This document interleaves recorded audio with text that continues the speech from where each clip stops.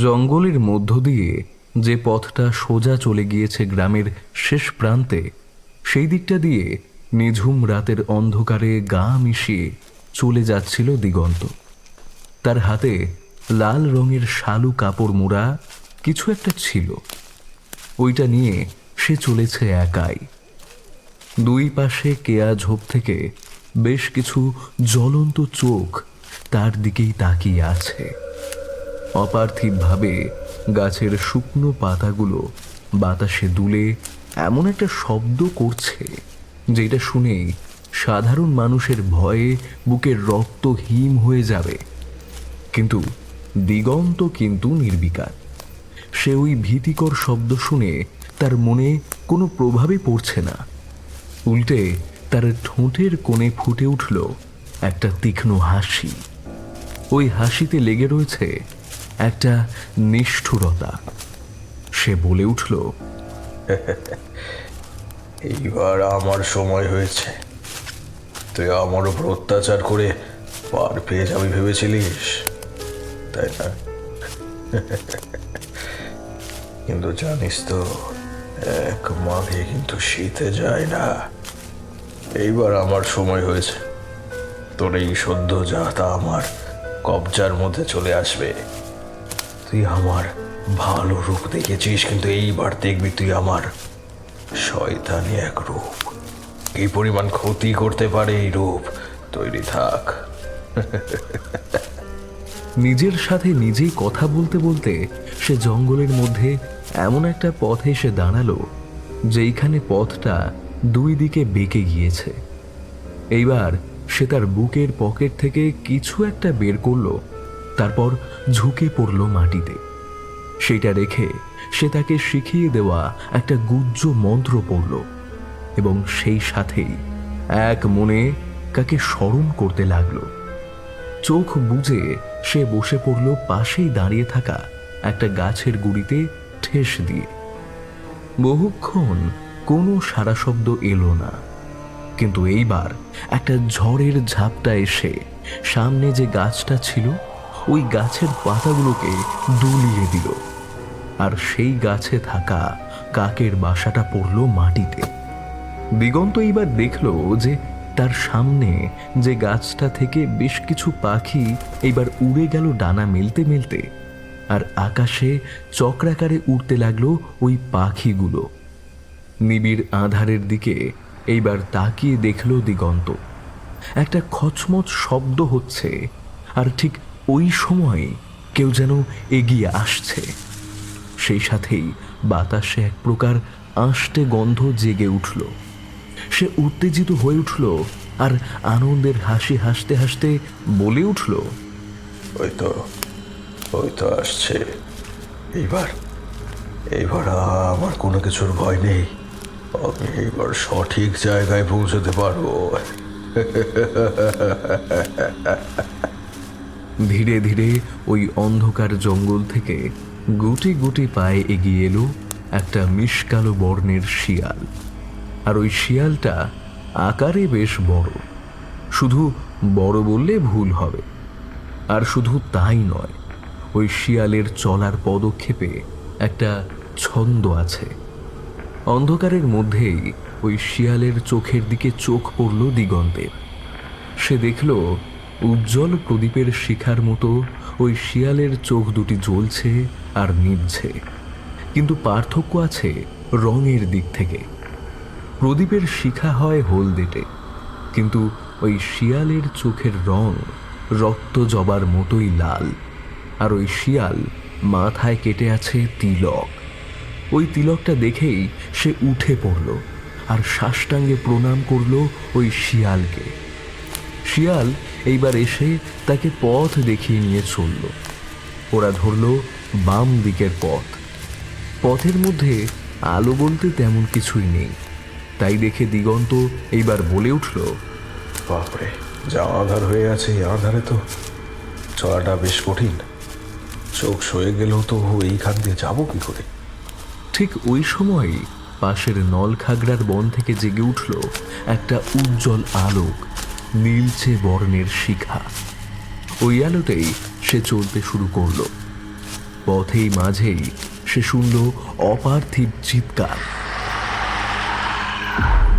ওই চিৎকার শুনে তার মেরুদণ্ড দিয়ে বয়ে গেল একটা হিম শীতল ধারা, আর সেই সাথেই তার পাশ দিয়ে কতগুলো মৃত মানুষ মাটির তলা থেকে উঠে দুই হাত সামনে প্রসারিত করে এগিয়ে এলো।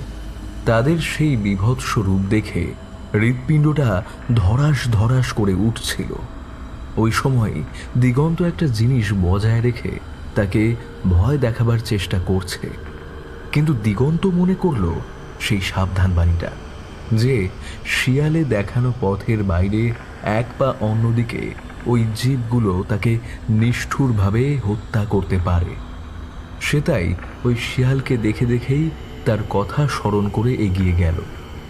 যে জঙ্গলটার মধ্য দিয়ে সে এগিয়ে যাচ্ছিল ওই গাছগুলোর অনেক আগে মৃত্যু হয়েছে, কেননা কোনো গাছেই নেই কোনো পাতা। আর এইখানে আষ্টে গন্ধটা সে এতই পাচ্ছিল যে সে নিজের ধুতির বাড়তি কুচিটা নাকে ধরে এগোতে শুরু করলো। একসময় তার পথ চলা শেষ হলো, কেননা দূরে একটা বিরাট গাছের নিচে যে বড় কোটর আছে ওইখান থেকে ভেসে এলো একটা মানুষের স্বর। ওই স্বরে প্রাণের আকুতি ছিল অনেক। সে শুনল ওই ব্যক্তিটি কাকে যেন বলছে, দোহাই, আপনাকে আমি কোনোদিন ফাঁকি দিয়ে চলে যাওয়ার কথা কল্পনাও করব না। দয়া করে আমাকে প্রাণে মারবেন না। আমি সব কথা অক্ষরে অক্ষরে পালন করব। আমাকে ছেড়ে দিন। ওইসব আমি কিছু জানি না। তুই আমাকে ফাঁকি দিয়ে চলে যেতেও পারবি না। মনে রাখিস, তোর এমন কোনো কিছুই নেই যা আমার আয়ত্তের বাইরে। আমি ইচ্ছে করলে এক নির্দেশে তোকে আমার বশীভূত প্রেত দিয়ে এমন শায়েস্তা করতে পারি যে তুই কল্পনাও করতে পারবি না।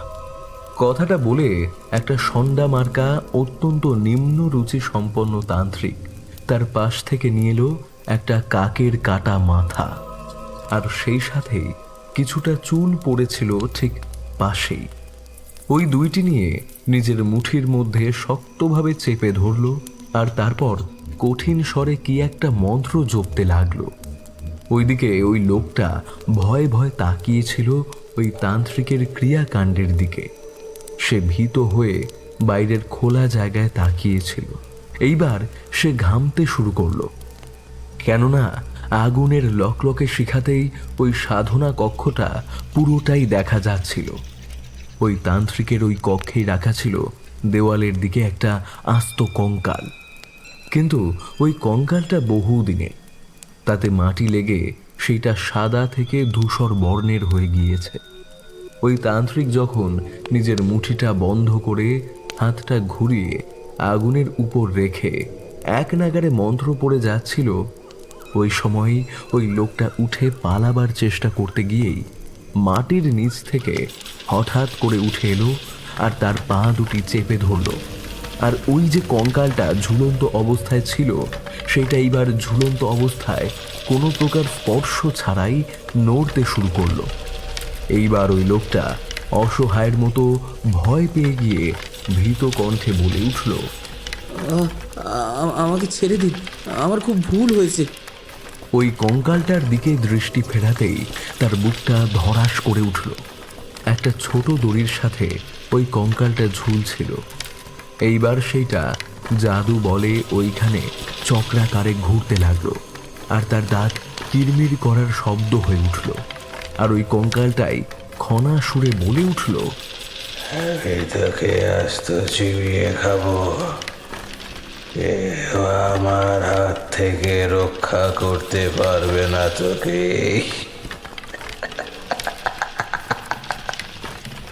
ঘরের বাতাবরণ এইবার বেশ উত্তপ্ত হয়ে উঠল, আর মাটির নিচ থেকে বেরিয়ে আসা ওই হাতটার বন্ধন এইবার তীব্র থেকে তীব্রতর হয়ে উঠল। তান্ত্রিক এইবার তার দুই চোখ মেলে চাইল। তার দৃষ্টি দেখে আড়াল থেকে দিগন্তই ভয়ে থরথর করে কেঁপে উঠল, কিন্তু টু শব্দটি করল না। ওই কঙ্কালটা এইবার নেমে কাছে এগিয়ে এলো, আর তারপর শুধু কাছে ঘেঁষে দাঁড়িয়ে রইল ওই লোকটার পাশে। কঙ্কালের দাঁত কিরমির করার শব্দটা তখনও কানে আসছিল সকলে। তান্ত্রিকটি এইবার তার হাতের মুঠিটা খুলে দিতেই দেখা গেল সেইখানে এক রাশ ছাই। ওই ছাইটা এইবার সে একটা মালসায় রাখল। তারপর ওই কঙ্কালের দিকে তাকিয়ে একটা দীর্ঘশ্বাস ফেলল। ব্যাস, ওইটুকুই সংকেত দরকার ছিল। ওই কঙ্কালটা এইবার অট্টহাসি করে উঠল, আর ওই লোকটি কেঁদে উঠে বলল, আপনি দয়া করে আমাকে এইবারের মতো মার্জনা করে দিন। বাড়িতে আমি স্ত্রী পুত্র নিয়ে থাকি, তাদের কি হবে? ঠোঁটের কোণে একটা বিশ্রী রকমের হাসি ফুটিয়ে বলে উঠল ওই তান্ত্রিক, ঠিক আছে, আমার এই কঙ্কাল আমার নির্দেশেই তাদেরকেও আজকে রাতেই খুন করবে। তোরা বিদেহী হয়ে থাকলেও কিন্তু আমার কাছ থেকে মুক্তি পাবি না। আর কথা বলার সুযোগ পেল না। তার কণ্ঠ চিরে বেরিয়ে এলো একটা আর্তনাদ। ওই আর্তনাদে ভরে উঠল সমগ্র ঘরটা। বাইরে থেকে ডেকে উঠল নিশি রাতের পেঁচা। দিগন্ত দেখল যে কখন যেন ঝোপের আনাচে কানাচে বন্ধ হয়ে গিয়েছে ঝিঝির ডাক। আর ওই কঙ্কালটা ব্যক্তিটির মাথার চুল ধরে তাকে টানতে টানতেই নিয়ে যেতে থাকলো পিছনের একটা ভাঙা অংশ দিয়ে আধারে। যেতে যেতে ওই ব্যক্তিটি দুই হাত ছুটতে ছুটতে ক্রুদ্ধ আর অশ্রু সজল কণ্ঠে বলে উঠল, তুই নিস্তার পাবি না তান্ত্রিক, তোকে শেষ হতেই হবে। আমি অভিশাপ দিচ্ছি, যেভাবে যেভাবে তুই আমার নিধন করবি ঠিক ঠিক ওইভাবেই তোকে মরতে হবে। তোর এই কুরুচিকর ক্রিয়াই তোকে বিপদে ফেলে দেবে। আহ! কথাটা বলতে বলতে ওই লোকটাকে টেনে নিয়ে চলে গেল ওই কঙ্কালটা। তারপর দূর আধার থেকে ভেসে এলো ওই ব্যক্তিটির মরণ আর্তনাদ। তারপর একটা খচমচ শব্দ শুনতে পেল ওই দিগন্ত। তার তখন ভয়ে দুই পা থরথর করে কাঁপছে। সেইবার ভয়ে ভীত হয়ে আড়াল থেকে বেরিয়ে এলো ওই তান্ত্রিকের সামনে। তান্ত্রিক তখন কিছু চেলা কাঠ দিয়ে ওই আগুনের শিখাটা উস্কে দিচ্ছে যাতে আগুনটা বেশ ভালো করে ধরে। সেই সাথেই পাশেই ধুনির ধোয়াতে দিয়ে ফেলেছে নারকেল ছোবড়া। তান্ত্রিকটি এইবার দিগন্তের উপস্থিতি বুঝতে পেরে তাকে বলে উঠল, কি দরকার এইখানে? কে ওইখানে? কার এত বড় সাহস আমার সামনে দাঁড়িয়ে আছে আমার অজ্ঞতাবশত? থরথর করে কাঁপতে কাঁপতে এগিয়ে যায় দিগন্ত। সে দুই হাত জোর করে বলে ওঠে, আমি সাধু বাবা, আপনি আমাকে আসতে বলেছিলেন। আগুনের আঁচে এইবার ওই তান্ত্রিক চোখ দুটি কুঁচকে ভালো করে দিগন্তের মুখটা দেখে নিল। তারপর বলে উঠল, ও দিগন্ত, তুই এখানে? ঠিক আছে, বসে পড়। আমার কথা অনুসারে এইখান অব্দি আসতে পেরেছিস, আর যেইটা আনতে বলেছিলাম সেটা কি এনেছিস? হ্যাঁ হ্যাঁ, ওই যে লাল পুটলিতে আছে। কথাটা বলে দিগন্ত রেখে দিল লাল পুটলিটা ওই তান্ত্রিকের সামনে, অর্থাৎ তার বাল্যের এক সময়ের খেলার সাথী, যাকে সে অল্প অল্প করে নিজের চোখের সামনে পাল্টে যেতে দেখল। উভয়ের মধ্যেকার বাচনের মধ্যে তুই শব্দটা নিত্য নৈমিত্তিক। যাই হোক, ওই তান্ত্রিক এবার আসন ত্যাগ করে উঠে পড়ল, আর বাইরে থেকে একটা মিশকালো শিয়াল উঁকি দিয়ে দেখল। ঘাড় ঘুরিয়ে দিগন্ত দেখল যে ওই শিয়ালের জিভ বেয়ে টস টস করে গড়িয়ে গড়িয়ে পড়ছে লাল রঙের তরল। ওইটা যে কারোর রক্ত সেইটা বুঝতে তার বেশি সময় লাগলো না। এমন গুমট পরিবেশে দিগন্তের হাঁসফাঁস অবস্থা ছিল। বিরাট গাছের গুড়ির ভিতরটা ছিল ফাঁপা, এবং সেইখানেই তার বন্ধু ফেঁদে বসেছে নিজের কারবার। সকলে এইখানে এসে পৌঁছাতে পারে না, তার হদিশ সে ভালো করেই পেয়েছে। বিনা অনুমতিতেই একবার কে যেন ভুল করে ঢুকে পড়েছিল এই জঙ্গলের অভ্যন্তরে।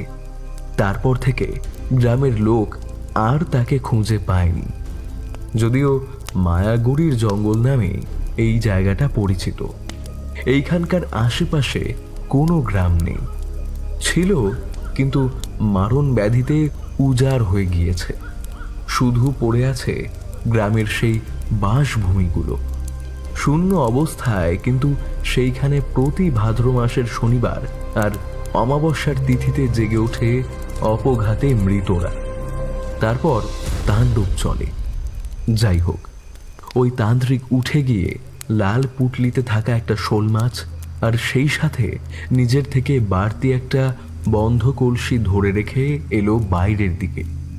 তারপর পরপর 3 বার শোনা গেল শিয়ালের হুক্কা হুয়া ডাক, আর ওই ডাকেই কেঁপে উঠল নিঝুম রাতের প্রতিটি গাছপালার পাতা।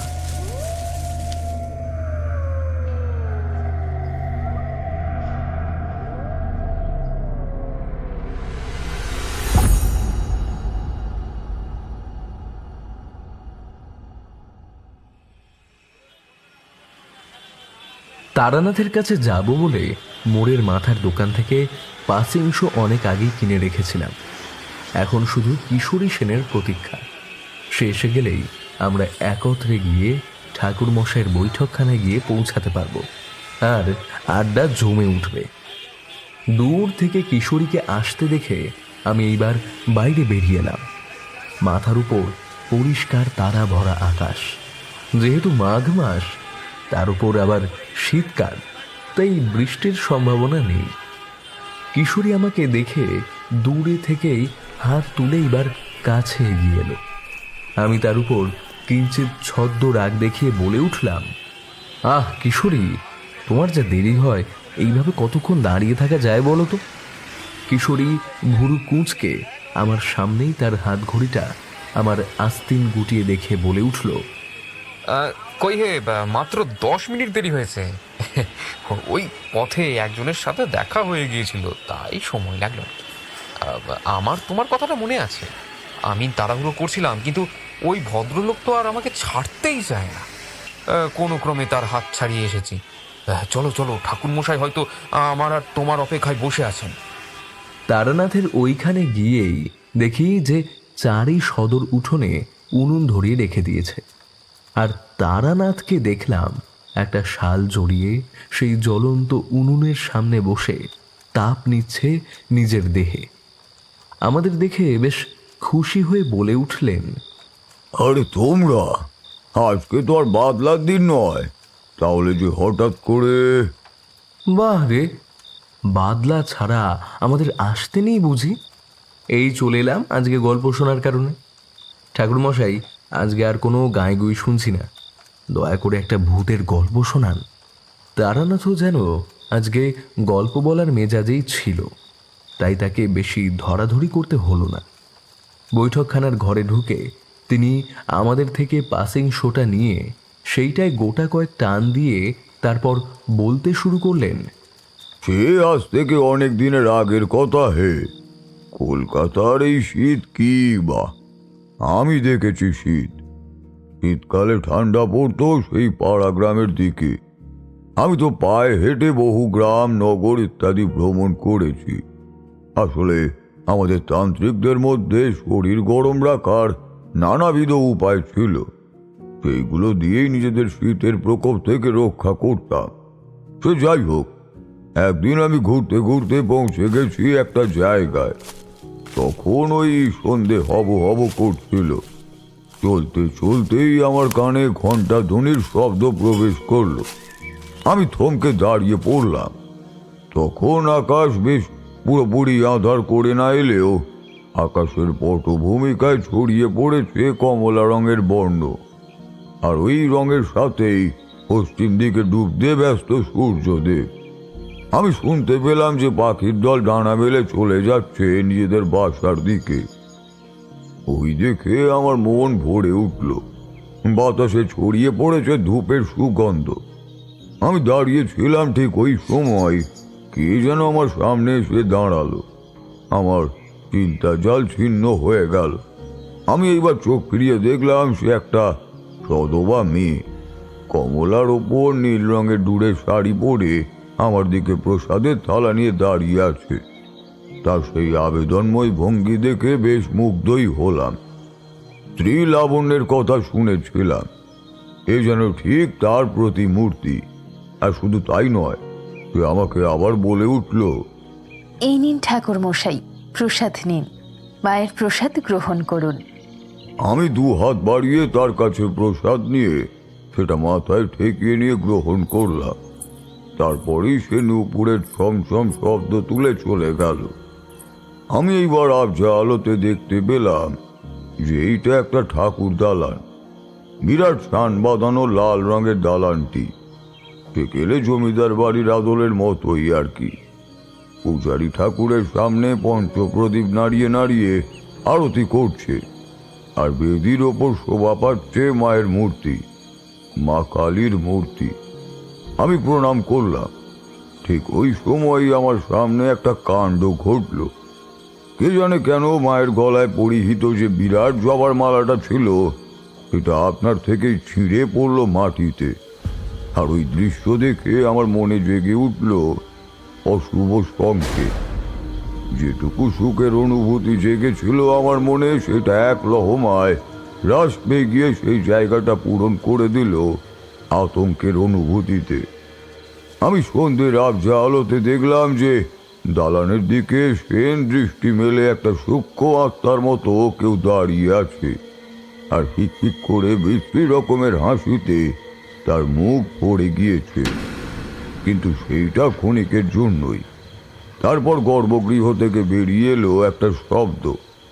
আমি পায়ে পায়ে কাছে এগিয়ে গেলাম আর দেখলাম যে ওই পুরোহিত হঠাৎ করেই কেমন যেন করছেন।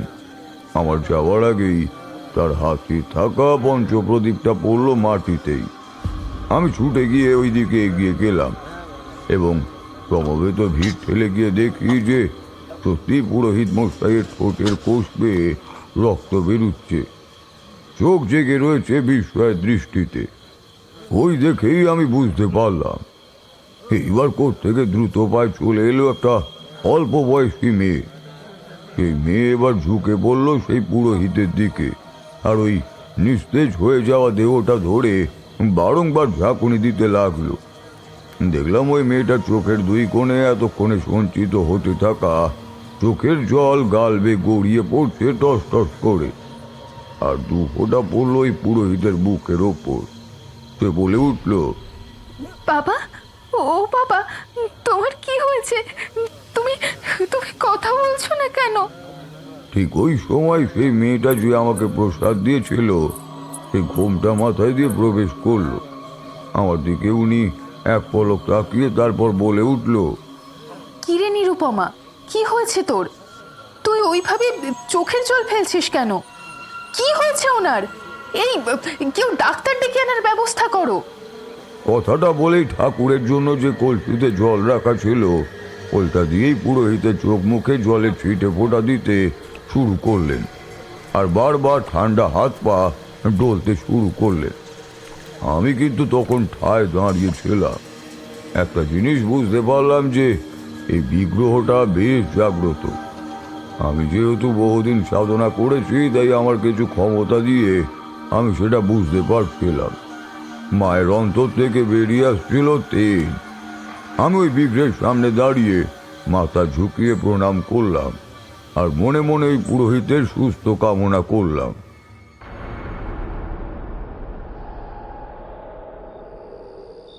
ঠাকুরমশাই, ওই পুরোহিত কি পূজাতে কোনো ত্রুটি করেছিল? জিজ্ঞাসা করলো কিশোরী। আরে না না, পুজো ত্রুটি কোনো রকমই করেনি। আসলে ব্যাপার কি জানো, আমি তো কম করে অনেক পুজোই করেছি। আমার পৈতৃক পিঠেতে 12 মাসে 13 পার্বণ লেগেই থাকতো। তাছাড়াও গ্রামের ইতিউতি পুরোহিতগিরিও অনেক করেছি। সেই সূত্রেই আমার জানা ছিল অনেক প্রকার পুজো পদ্ধতি। আমি ওই গ্রামে ওই বাড়িতে পৌঁছে প্রায় 10 মিনিট ধরে শুধু ওই মন্ত্রপাঠ আর পুজোর পদ্ধতি দেখছিলাম। বলতেই হবে একেবারে নিখুঁতভাবেই উনি করছিলেন সেটা। কিন্তু ওই অশুভ আত্মাকে দেখেই আমার মনে জেগে উঠল একটা ভয়। আর যে সন্দেহ থেকে ওই ভয়টা আমার মনে জেগে উঠেছিল সেটাই একেবারে হলো বলতেই হবে। আমি অবশ্যই বিগ্রহে থাকা মা কালীকে অনুরোধ করতেই উনি আমার ইচ্ছের পূর্তির ব্যবস্থাও করে দিলেন। ধীরে ধীরে একটা গোঙানি সূচক কথা ভেসে এলো ওনার কণ্ঠ হতে। আমি চেয়ে দেখলাম যে ওই পুরোহিত চোখ মেলে চেয়ে আছেন। সকলেই বেশ উৎফুল্ল আর আগ্রহ সহকারে তাকিয়ে দেখলো তার দিকে। আর ওই সময় বাইরে একটা জুতো খোলা আর মচমচ শব্দও আমার কানে এলো। দেখলাম এই গ্রামের মধ্যবয়সী একজন ডাক্তার এসে উপস্থিত হয়েছে। তার হাতে আবার একটা ডাক্তারির বাক্স। ওইটা নিয়ে তিনি এলেন, আর তারপর সকল ভিড় কাটিয়ে বলে উঠলেন বেশ বিরক্ত ভরসরেই, আপনারা কি উন্মাদ? রোগীকে এই সময় বাইরে রেখে দিয়েছেন। ওনাকে এখন ভেতরে শুয়ে দিন, আর ওনার শিয়রে অষ্টপ্রহর রেখে দিন কাউকে যে তার সেবা করবে। কিন্তু ওই পুরোহিত কিছুতেই উঠতে পারছিলেন না। আমি দেখলাম একটা কিছু তার উপর চেপে বসে আছে, ফলে উনি উঠতে পারছেন না। দৃষ্টিটা ঘোলাটে বর্ণের হয়ে যাচ্ছে। আমি এইবার গিয়ে সকলের সামনেই ওনার সামনে বসে পড়লাম, আর মায়ের পায়ের থাকা একটা জবা ফুল তার বুকে চেপে মন্ত্র পড়তে শুরু করলাম, আর 3 বার ফু দিলাম। ঠিক তারপরেই উনি যেন একটু স্বস্তি পেলেন। সকলেই ওনাকে নিয়ে চলে গেল। আমার এই কর্মকাণ্ড দেখে সকলের চোখ ছানা বড়া হয়ে গিয়েছিল। আমিও চলেই যাচ্ছিলাম, ওই সময় ওই মেয়েটাই এসে আমার পায়ে পড়ে গেল। তারপর কাতর অনুরোধের স্বরেই বলল, ঠাকুরমশাই, আপনি এ কিসের শক্তি দিয়ে করলেন? আপনি কোনো সাধারণ কেউ নন, সেইটা আমি বুঝতে পেরেছি। দয়া করে যদি আমার আতিথ্য গ্রহণ করেন তাহলে বড়ই খুশি হব। তারপর আপনি উঁচু জাতের কুলীন ব্রাহ্মণ, সেবার সুযোগ থেকে বঞ্চিত করবেন না।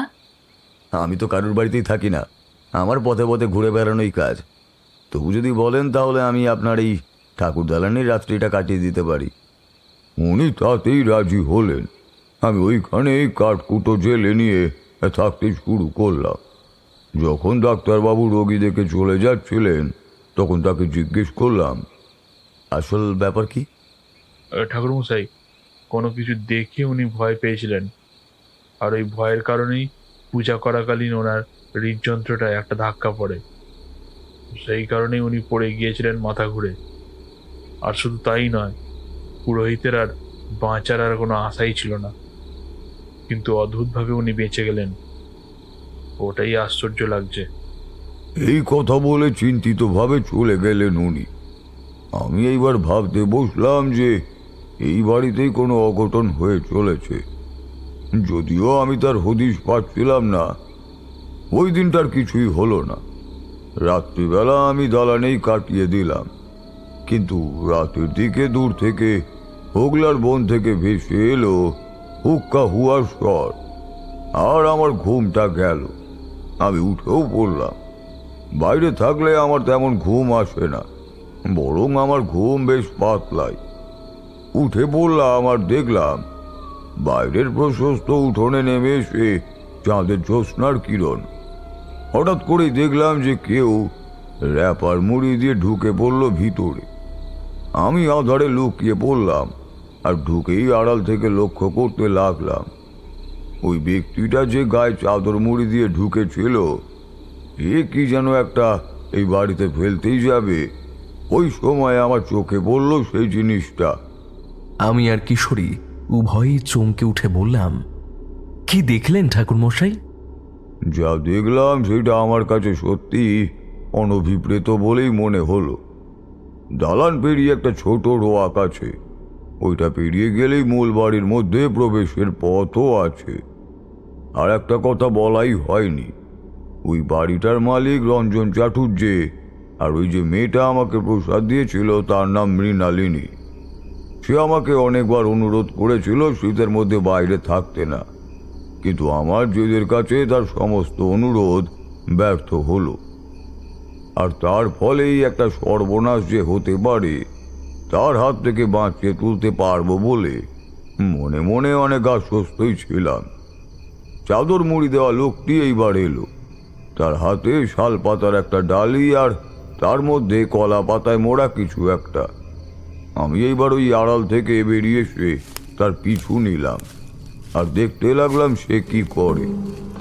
সে একবার আমার দিকে পিছন ঘুরে তাকিয়ে দেখলো, কিন্তু আধারে সে পারল না আমাকে দেখতে। কিন্তু আমি তাকে স্পষ্টই দেখতে পাচ্ছিলাম। সে বাস্তু ভিটের মাটির মধ্যে একটু গর্ত করে তারপর কি যেন একটা জিনিস টুক করে রেখে দিয়ে পাঁচিল টুপকে বাইরে বেরিয়ে গেল। আমি দুহাত গুটিয়ে দেখলাম যে ওই গর্ত থেকে কালো রঙের ধোঁয়া বেরিয়ে এলো। তারপর ওই ধোঁয়াটা আকার ধারণ করলো দুইটি মিশমিশে কালো রঙের কুকুরের। ওই কুকুরের চোখ দুটি বেশ জ্বলছিল।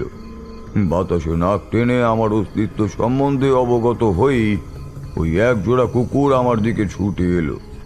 কিন্তু আমার দিকে ওরা ধেয়ে আসার আগেই আমি আমার সাথে থাকা ত্রিশূলটা নিয়ে টেনে দিলাম লক্ষণ গণ্ডি। ওই গণ্ডিটাই আমাকে ওই কুকুর দুটির হাত থেকে রক্ষা করলো। ওরা বারবার আমার দিকে ধেয়ে এসে আমাকে মেরে ফেলার চেষ্টা করলো। তারপর আবার বাড়ির মধ্যে সদস্যদের শান্তির ঘুম ভগ্ন করার অভিপ্রায় চলে যাচ্ছে দেখেই আমি দূর থেকে কিছুটা মাটি তুলে সেটার গুচ্ছ মন্ত্রপাঠ করলাম। আর আমার ওই মন্ত্রের প্রভাবেই ওই কুকুরগুলোকে কে যেন শূন্যে তুলে ছুঁড়ে আছাড় মারলো বাড়ির বাইরে। ওই কুকুরগুলো যে অত দাপাদাপি করছিল সেই শব্দ কি ওই বাড়ির লোক শুনতে পায়নি? না কিশোরী, ওই কুকুরগুলো সাধারণ কুকুর নয়, নরক থেকে উঠে আসা নিম্ন শ্রেণীর জীব। ওদের কাজই হচ্ছে যে সাধারণ মানুষকে মেরে ফেলা। কিন্তু আমি এই সম্বন্ধে আগে থেকে জেনে গিয়েছিলাম নিজের সাধন শক্তি গুণে। ফলে ওই ছেলেটা যখন ওই অবিচার ক্রিয়া করতে গেছে তখন আবাহন করে নামিয়ে এনেছিলাম আমার বশীভূত প্রেতকে। তাকে নির্দেশ দিতেই সে নিজের খেলা দেখিয়ে দিল। আমার কোনো প্রকার ক্ষতি করতে না পেরে ওই কুকুর দুটি শেষে বাতাসে মিলিয়ে গেল, শুধু তাদের গায়ের লোম পড়ে রইল। ও বাবা, তোমার কি হয়েছে? ওগো, কে কোথায় আছো? আমার এ কি হলো? বাবা, বাবা তুমি এমন করছো কেন? আমি ওই জ্যোৎস্না রাতেই দাঁড়িয়েছিলাম, আর যখন চুপ করে একটু আগে ঘটে যাওয়া ঘটনাগুলোর কথাই ভাবছিলাম তখনই ভিতর থেকে পুরোহিত মশাইয়ের মেয়ের কাতর আরতি আমার কানে এসে ধাক্কা মারল। আমি দেখলাম যে বাইরে এসে দাঁড়িয়েছে ওনার মেয়ে। আর শুধু তাই নয়, তার চিৎকার চেঁচামেচিতে অনেকেই ঘুম থেকে উঠে দরজার কপাট খুলে বেরিয়ে এসেছে।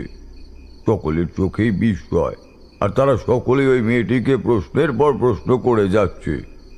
দেখুন না বাবা কেমন করছে।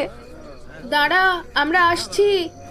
সুধা, তার স্বামী এবং বাড়ির অন্যান্য সদস্যরা নেমে এলো নিচে। তারপর নিচে নেমে এসে তাকে ঘিরে ধরল এবং হাট করে খোলা দরজা দিয়ে ওই ঘরের মধ্যে ঢুকে পড়ল। ওই মেয়েটা এবার হাউ হাউ করে কেঁদেই একটা। আমিও এগিয়ে গেলাম, কেউ অবশ্য আমাকে ভ্রুক্ষেপ করলো না। ঝাল লণ্ঠন খাটের কাছে যে টেবিলটা আছে ওইখানেই জ্বলছিল, কিন্তু আমি তার মধ্যেই যা দেখার দেখে নিয়েছি আর নিজের মনে প্রমাদ গুনতে শুরু করে দিয়েছি। কি করলেন আপনি? এইবার ঠাকুর মশাই বেশ গম্ভীর হয়ে গেলেন। তারপর আমাদের দিকে তাকিয়ে বলে উঠলেন, যা দেখলাম সেটা যদি না দেখতাম তাহলেই বেশ ভালো ছিল। শুধু দেখাই না, তার সাথে উপরি হিসাবে ঘটে গিয়েছিল একটা কাণ্ড। গিয়ে দেখি যে পুরোহিত মশাই বিছানায় শুয়ে কাতরাচ্ছেন। ওনার মুখ ফ্যাকাশে হয়ে গিয়েছে আর ওনার বিছানা জুড়ে রক্তও ছড়িয়ে। এত রক্ত যে কোত্থেকে এলো সেটা কিছুই বুঝে উঠতে পারলাম না। ওনার বিস্ফারিত চোখের দিকে তাকিয়ে আমি বুঝতে পারলাম যে উনি আবার ভয় পেয়েছেন আর কম্পিত স্বরে কিছু একটা বলার জন্য চেষ্টাও করছেন। আমি ওই ঝাল লণ্ঠনের শিখা উস্কে দিয়ে তার মুখের দিকে তুলে ধরলাম, আর ওনার অঙ্গুলি যেই দিকে ইশারা করা আছে ওই দিকেও লণ্ঠনটা তুলে নিয়ে দেখলাম সেইখানে কিছুই নেই। আমি আবার পুরোহিত মশাইকে জিজ্ঞাসা করলাম, কি ব্যাপার, ওইখানে কি দেখতে পাচ্ছেন আপনি? প্রথম দিকে কোনো উত্তরই তিনি দিতে পারলেন না, কিন্তু তারপরে ধীরে ধীরে আড়ষ্ট কণ্ঠেই বললেন, ওই ওই যে ওখানে কে বিরাট ডানা মেলে দাঁড়িয়ে আছে, ও যে আমাকে নিয়ে যেতে এসেছে। ও আমার দেহের সমস্ত রক্ত শুষে নিয়ে আমাকে মৃত্যুদণ্ড দিতে চায়। আমি বুঝলাম যে হয়তো বা উনি সত্যি কথাই বলছেন, কিন্তু তবু একবার আমাকে মা দক্ষিণাকালীর ধ্যান মন্ত্রটা মনে মনে জপতেই হলো। অতিপ্রাকৃত এমন অনেক জিনিসই আছে যা সাধারণ সাদা চোখে দেখা যায় না। আমি আমার পরিধেয় রুদ্রাক্ষের মালাটা শক্তভাবে চেপে ধরলাম, তারপর মন্ত্র পড়লাম চোখ বুজে, আর নিমিষের মধ্যেই আমার কাজও হলো। দেখলাম যে বাতাসে ভর করে আছে তদন্তযুক্ত একটা বিরাট জাতীয় কিছু। ওইটা নিম্ন শ্রেণীর জীব। সে আমার দিকে তাকিয়ে আছে জ্বলন্ত দৃষ্টি মেলে। এইবার আরেকটা কাণ্ড ঘটল। ওই যে জীবটা বাতাসে ভাসছিল জাদু বলে, তার চোখের লালচে মণিগুলো কেমন যেন জ্বলন্ত হয়ে উঠতেই বিছানায় শুয়ে থাকা পুরোহিত মশাই উঠলেন। তারপর তার মেয়ের গলা টিপে ধরলেন। আমার চোখের সামনেই তার দুই দাঁত ধীরে ধীরে বড় হতে লাগলো। আর ঘটনার আকস্মিকতার দরুন আমরা হতভম্ব হয়ে দাঁড়িয়েছিলাম।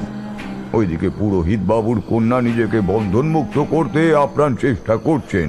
সে নিজেকে মুক্ত করতে করতে বারবার বলছিল, বাবা, আমার গলা ছেড়ে দাও, আমার যে কষ্ট হচ্ছে। কেন তুমি এরকম উগ্র হয়ে গেলে? আমি তো তোমার বিয়ে, তুমি কি আমাকেও মেরে ফেলবে? ওই মুহূর্তেই পুরোহিত মশাই হো হো করে অট্টহাসি করে বলে উঠল,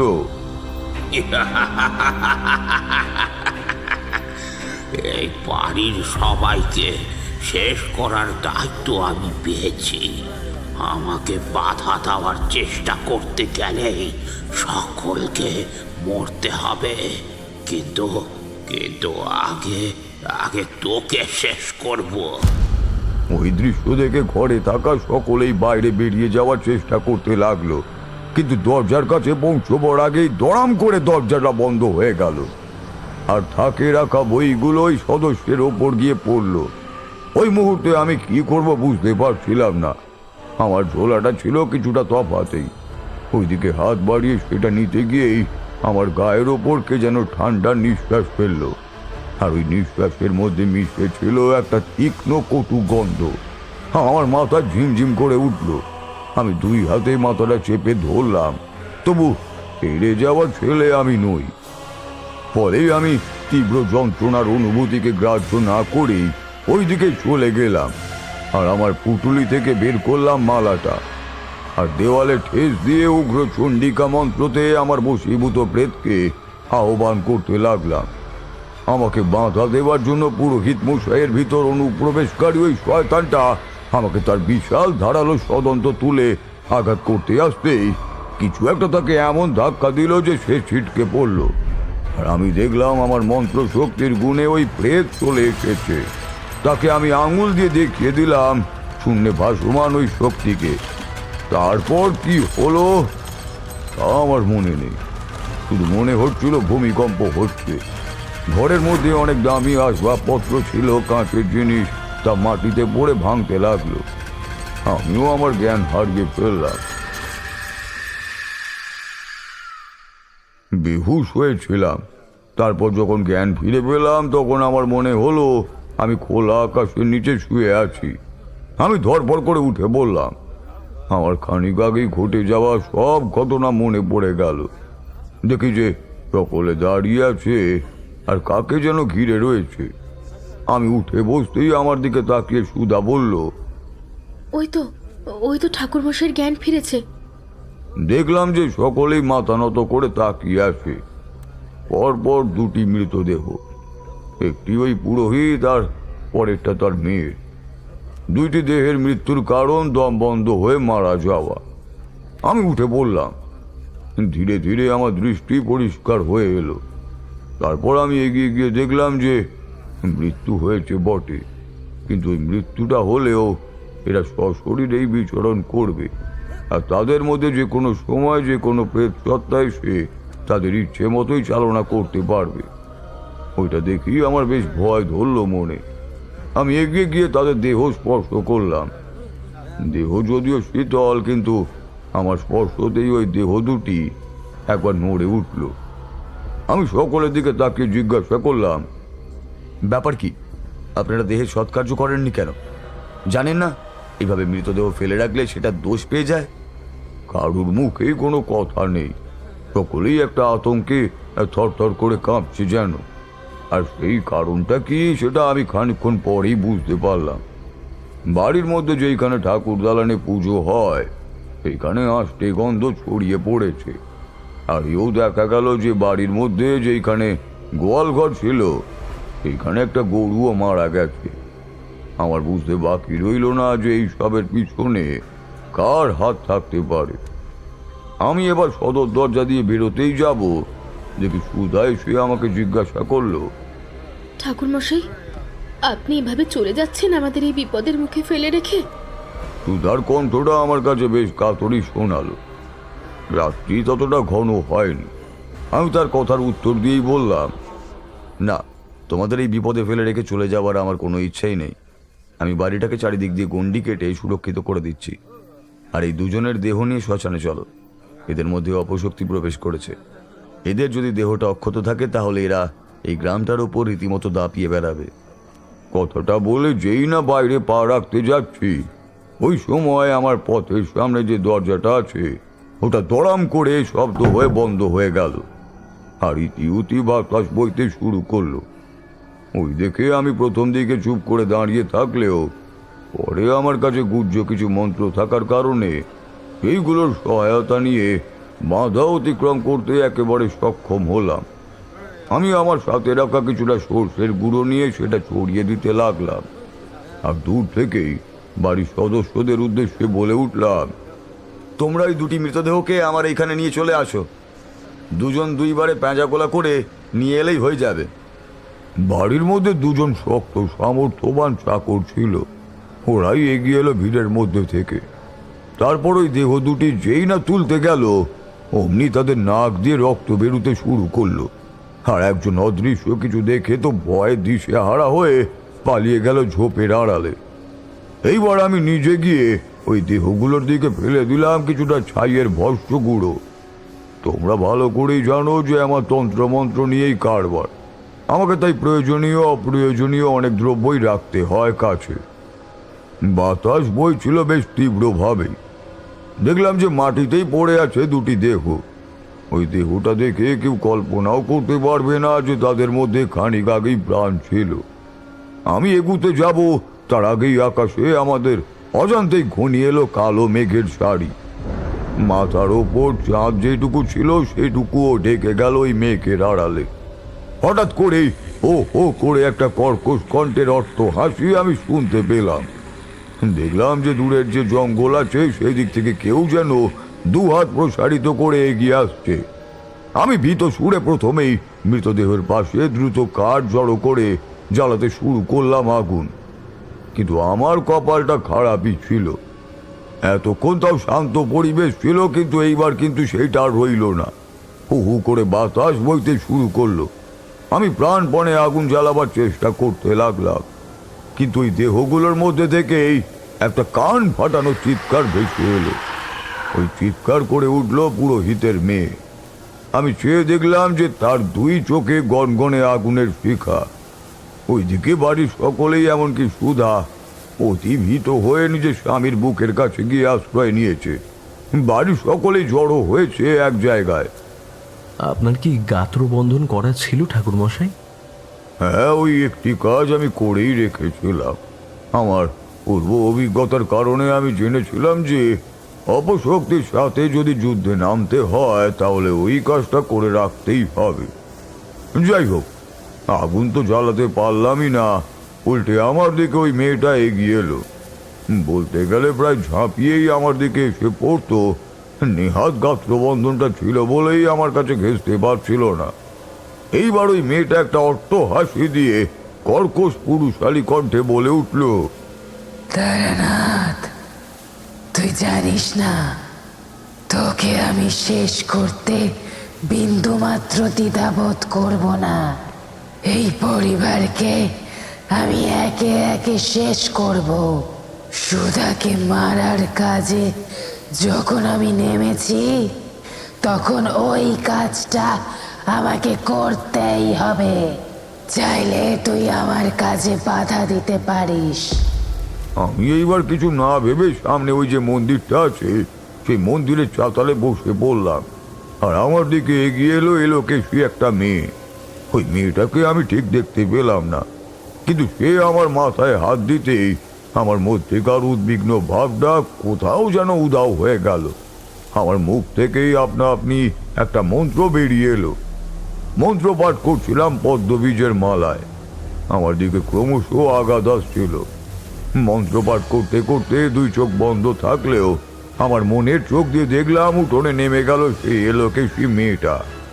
এইবার কোত্থেকে একটা কঙ্কালের মাথা গড়িয়ে গড়িয়ে আমার দিকে এগিয়ে এলো আর ঘিরে ধরলো আমাকে চারপাশ থেকে। আর তাদের চোখ থেকে বেরিয়ে এলো একটা বৈদ্যুতিক দ্যুতি। ওই দ্যুতি আমার দেহে পড়তেই আমি পারলাম না নিজেকে সামলে রাখতে। আমার মাথা ঝিমঝিম করে উঠল, আর সেই সাথেই আমি আমার কানের কাছে শুনতে পেলাম সেই অট্টহাসির শব্দ। কিন্তু তারপরই একটা হুঙ্কারের শব্দও পেলাম, আর বাজও পড়লো উঠোনে। ওই সময় আমি চেয়েছিলাম, দেখলাম দুটি মৃতদেহ যেখানে অপশক্তির বলে বলিয়ান হয়ে উঠে বসার চেষ্টা করছিল, ওই সময় তাদের ওপর পড়লো বাসটা, আর এই বাজের আগুনে ঝলসে গেল তাদের দেহটা। আমার মনের মধ্যে কেউ যেন বলে উঠল, তারানাথ, তোমার এইবার উঠে ওই কঙ্কালের মাথাগুলো দূরে ফেলে দিতে হবে, তাহলেই সব ঠিক হয়ে যাবে। আমিও ঠিক তাই করলাম। উঠে গিয়ে ওই কঙ্কালের মাথাগুলোকে দূরে লক্ষ্য করে ফেলে দিলাম। আর ওই সময় যে ঝড়টা দিয়ে এসেছিল সেটা ধীরে ধীরে কমেও এলো, আর উঠোনে জড়ো করে রাখা কাঠকুটোগুলো জ্বলে উঠলো আপনা থেকেই। আর আমার মনের কোণে বিরাজ করতে লাগলো একটা অপার শান্তি। দূর থেকে দেখলাম যে কেউ যেন ছুটে আসছে আমাদের এইখানে। সে দ্রুত আস্তে আস্তেই ঘরের উঠোনে এসে প্রবেশ করলো। দাঁড়িয়ে দাঁড়িয়ে উঠোনের এক পাশে দাঁড়িয়ে থাকা সুধা নিজে বেশ অবাক হয়ে বলে উঠল। দিগন্ত? সে এসে লুটিয়ে পড়ল সুধার পায়, তারপর অশ্রু জলে গাল ভিজিয়ে বলল, সুধা, তুই আমাকে ক্ষমা করে দে, আমায় বাঁচাও তোমরা। যদি তোমরা না বাঁচাও তাহলে আমাকে এই পিশাচ তান্ত্রিক শেষ করে দেবে। আমি নিজেই তোদের বংশকে ধূলিসাৎ করতে গিয়ে ষড়যন্ত্র করতে গিয়েছিলাম।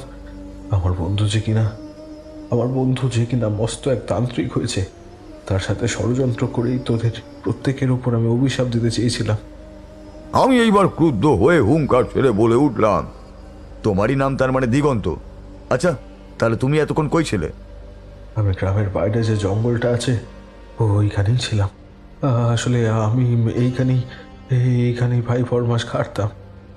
কিন্তু আমাকে বাবু ওনার বাড়ি থেকে একটা সোনার গয়না চুরি যাওয়ার কারণে আমাকে অনেক অপমান করেছিল। তারপর গ্রামের পশ্চিমে যে ওই 2 বিঘা জমি ছিল ওইটা নিয়েছিল জোর করে। আমাকে অনেক লাঞ্ছিত হতে হয়েছিল। ওই কারণেই আমার মাথা গরম হয়ে উঠেছিল। আমি ক্রুদ্ধ হয়ে তন্ত্রক্রিয়া করে এদের পরিবারে আগুন ধরাবো বলে বদ্ধপরিকর হয়ে উঠেছিলাম। কিন্তু সেইটা করে যে নিজেই নিজের পায়ে কুড়ুল মারছি সেটা বুঝতে পারিনি। আমি এতক্ষণ ধরে এই তান্ত্রিকের ডেরাতেই ছিলাম, কিন্তু এখন ওইখানে বসে আমারই নিজের কেমন যেন অস্বস্তি বোধ হচ্ছিল। আমার ওই বন্ধু তান্ত্রিক এইবার বদ্ধপরিকর হয়ে আপনাকে পরাস্ত করতে চেয়েছিল।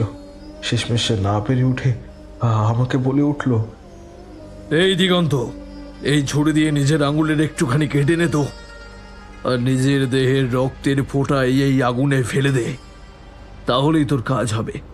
আমিও না জেনে ওই কাজই করলাম। আমি এইবার তার দিকে তাকিয়ে রইলাম, আর দেখলাম যে কেউ তার দিকে ওঁত পেতে বসে আছে শিকারীর দৃষ্টি দিয়ে। আধার করে এলেও বিপদ মোটের ওপর কেটে গিয়েছিল। আমার মাথার ওপর থেকে চাঁদের জ্যোৎস্নার কিরণ পড়েছিল, আর ওতে শুধুমাত্র আমি দেখতে পেয়েছিলাম যে বিপদ এখন শুধু দিগন্তেরই। আর ওই বিপদের মুখে দাঁড়িয়ে সে সম্পূর্ণ অজান্তে নিজের ভুল স্বীকার করে যাচ্ছিল। সে আবার বলে উঠল, ঠাকুর মশাই, আমার ওই রক্তদানের পরে আমার ওই বন্ধু তান্ত্রিক 2 বার বাহু তুলে হো হো করে অট্টহাসি করে উঠল। তাকে যেন আমি চিনতে পারছিলাম না।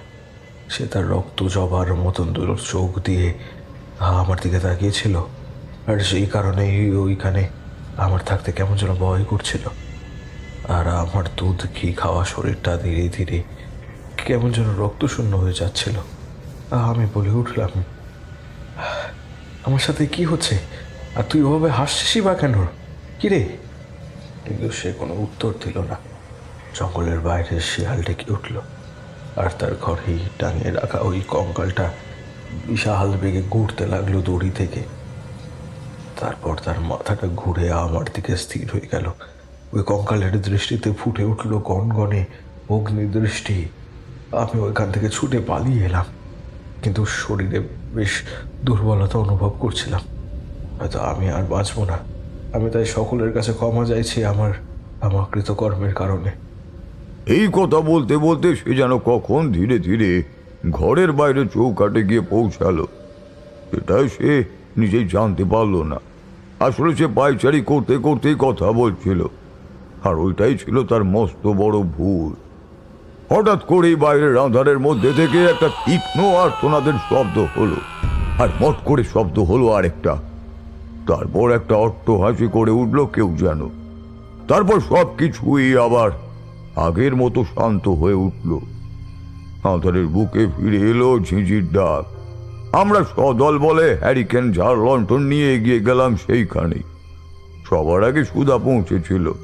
সে আমার আগে পৌঁছে তো অবাক একেবারেই, চিৎকার করে বাড়ি মাথায় তুলল।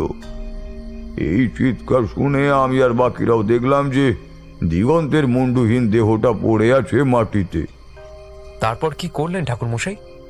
কি আর করবো কিশোরী, দিগন্ত যে এমনিতেই শাস্তি পেত। একটা কথা মনে রাখবে, এই যে যেমন কর্ম করবে ঠিক তেমনই ফল পাবে।